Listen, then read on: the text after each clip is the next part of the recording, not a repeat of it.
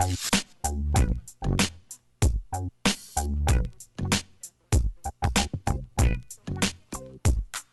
po si Tess Alparaz, co-owner ng Notes and Flowers.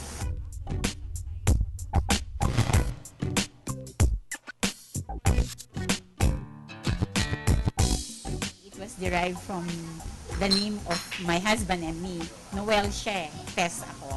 So we just combine it dahil nung time na nag-start kami, people are not just buying flowers. Pinapagawa rin kami ng mga notes. So doon namin kinuha. Ang unang pangalan ng shop, Aling Honors, Sampaguita and Assorted Flowers. Kasi namana ko lang to sa lola ko eh.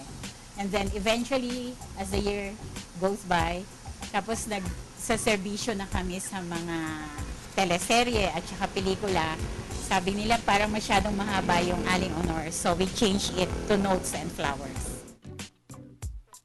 Maliliit pa lang kami, yung lola ko, then yung dad ko, is into the business of selling sampaguita. So, nung elementary kami, na-train kami na magtitinda ng sampaguita if there's location, Mother's Day, Teacher's Day, yon. Gusto ko yung ino-offer ko sa market, hindi yung nakikita na parate. I try to reinvent our business na lagi ako nagsusource out ng bagong supplier or bagong mga bagay na pwedeng i-introduce.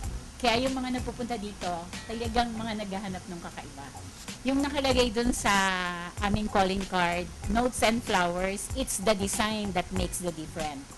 So, since then, nung nagsimula kami, hanggang ngayon, yung passion of doing our best, giving our best, yun yung kakaiba. Yung design namin, we don't copy from our fellow na nanditong naggagawa din. Kami yung nagpapasimula ng panibagong design. Proven na yon through the years. Actually, I am a teacher by profession. It's just that this is my passion. So, in-immerse ko yung self ko into studying what's the in and out of the business, what's new, what's the trend. Tapos, talagang in-associate ko yung sarili ko dun sa mga tao na alam kong matututunan ko yung mas marami pang bagay tungkol sa business. Yung isa sa mga naging ko, yung when we were just creating yung niche namin into the business. Tapos, during that time, nakita na maganda yung mga arrangement namin. And we were introduced to a person who is very prominent. Then we set a schedule for the debut of the daughter. When we arrived to the hotel, we were rejected because our shop is just in Dangwa. He told us, no, I do not like you. I want someone whose name is prominent.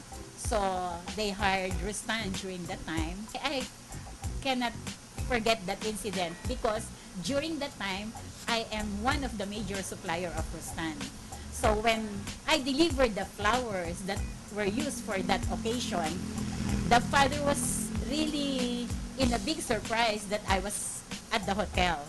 And then I told him we were just delivering the flowers to be used for the debut of the daughter. It's not that easy to arrive at this position now. First, you really have to seek God. Honor Him with the fruits of your labor. Second is to have passion. It's not all that money that matters. Kailangan nandun yung puso mo that you really like what you are doing. Because if you really like what you're doing, the result will follow.